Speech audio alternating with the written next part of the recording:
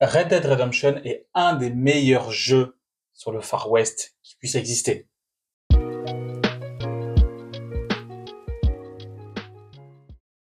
Développé et édité par Rockstar Games, les papas de GTA, donc la qualité elle est très bonne, ce jeu se déroule dans le sud de l'Amérique et dans le nord du Mexique.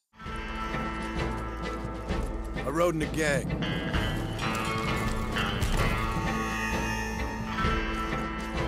They left me to die after I'd been shot.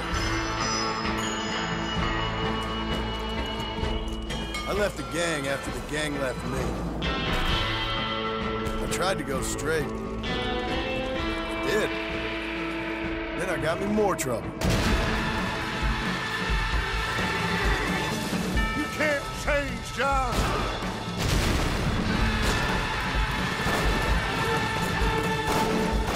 You don't do deals with outlaws, boy. Yeah, you do! You are the bounty hunter, huh? Your country loves to make trouble in mine. Perhaps you come to hunt me, huh? You always did have a high opinion of yourself, John. This is America, where a lying, cheating degenerate can prosper. What will you do now, Mr. Marston? Now I'm gonna take my time and go after him the less kind way. It's gonna be a bloody job. I don't know any other kind. I was right all along. Savage heart cannot be conventionally civilized. Maybe you live in a different America than we. I'm gonna cut you up, piece by piece. Civilization is a truly beautiful thing, Mr. Marston. Well, old man, looks like things is about to get settled once and for all. So it seems.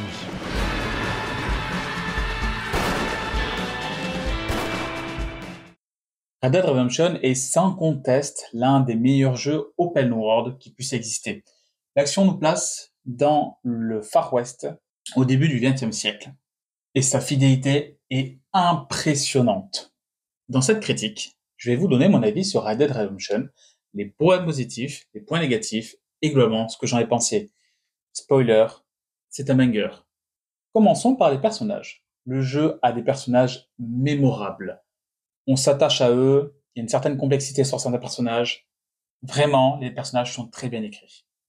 Au cours de son périple, notre héros, John Marston, va rencontrer de nombreux personnages certains vont le trahir, certains vont être marquants, des personnages anecdotiques, en fait, il y a une multitude de personnages, de rencontres que l'on va faire dans le jeu.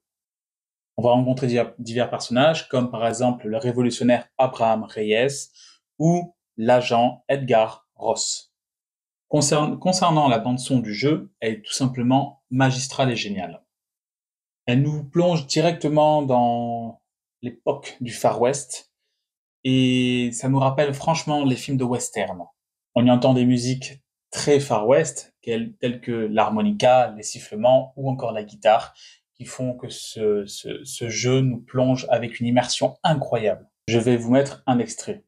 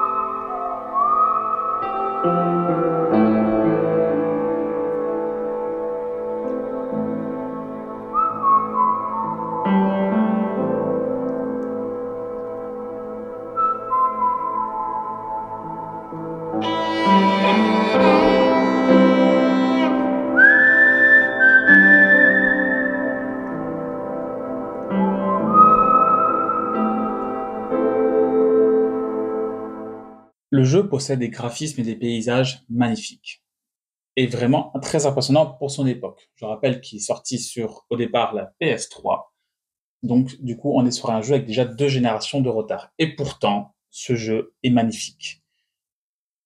Ce jeu a le même moteur que, pour ceux qui connaissent évidemment, le même moteur graphique que GTA 4. Et franchement, il rend mieux que GTA 4. Le monde est immense et très varié, le jeu est très vivant, nous allons faire des rencontres sur notre chemin, on va rencontrer des personnages aléatoires, on a toujours des interactions à droite à gauche, on a un monde varié, vivant et immense. L'histoire est très prenante et très touchante. On incarne donc, comme j'ai évoqué juste avant, John Marston, un ancien membre de gang.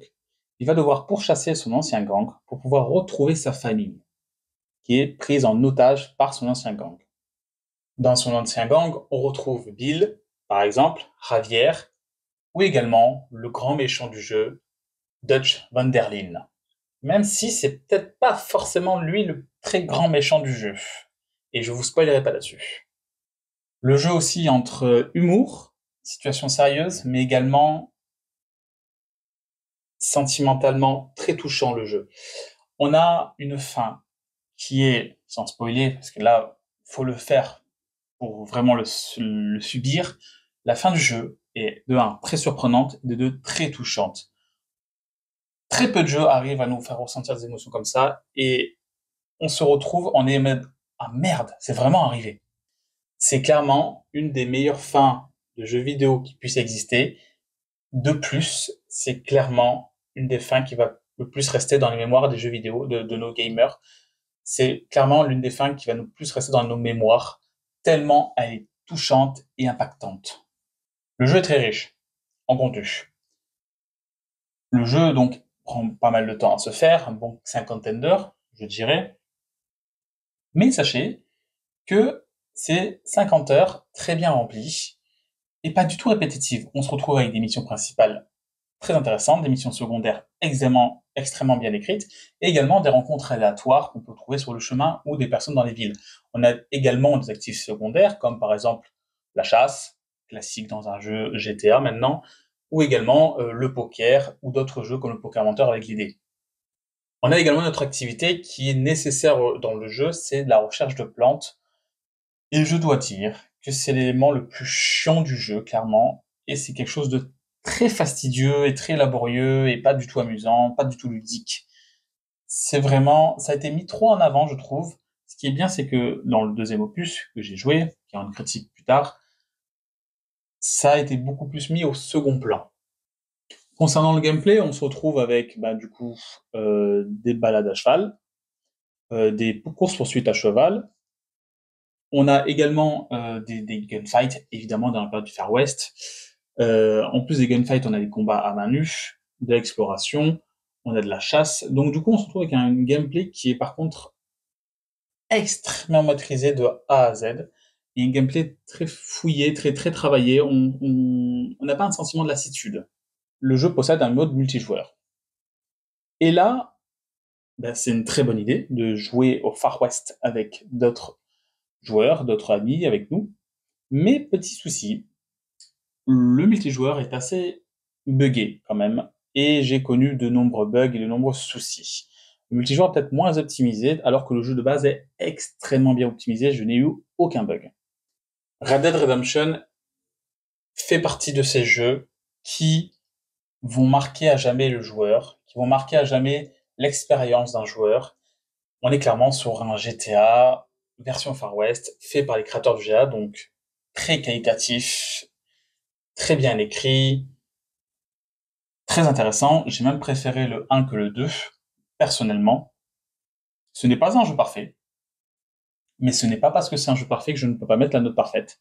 C'est-à-dire 10 sur 10, c'est ce que je vais faire. Pour moi, je lui attribue un 10 sur 10. parce que c'est un énorme coup de cœur. Ce jeu est un énorme coup de cœur. C'est un des meilleurs open world que j'ai joué de ma vie. L'histoire m'a prise, m'a touché. La fin m'a extrêmement touché. Je vais avoir cette fin dans ma tête dans toute ma vie. Enfin, c'est une des meilleures fins d'un jeu vidéo aujourd'hui, meilleure fin qu'un GTA 5 par exemple. On est quand même sur quelque chose d'extrêmement qualitatif. Et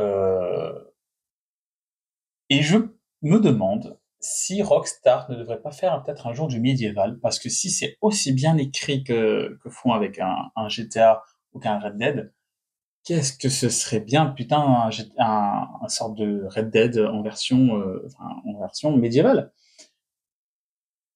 Il y a The Witcher qui campe un peu la position, et il y a Cyberpunk qui campe la position version futuriste. Est-ce qu'ils vont le faire un jour? Je sais pas. Personne n'avait fait de gros Far West comme ça.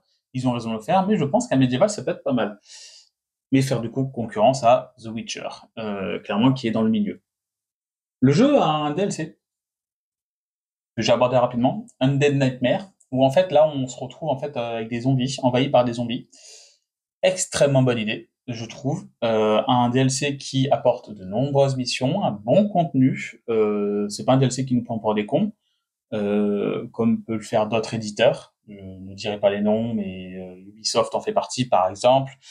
J'aime beaucoup les jeux d'Ubisoft, hein. Attention, il y a beaucoup d'Ubisoft bashing dans mes vidéos, mais c'est pas du bashing à proprement parler, parce que j'aime beaucoup les jeux d'Ubisoft, un peu moins aujourd'hui qu'avant. Il y a une licence que j'aime plus que d'autres en ce moment, mais en soi, je trouve que Ubisoft perd un peu en qualité. C'est foutu nos gueules sur plusieurs DLC. Tandis que là, on se fout pas notre gueule, hein. C'est quand même les papas de GTA 4, et les DLC de GTA 4, c'est des bangers absolus. Ballad of Gay Tony est incroyable.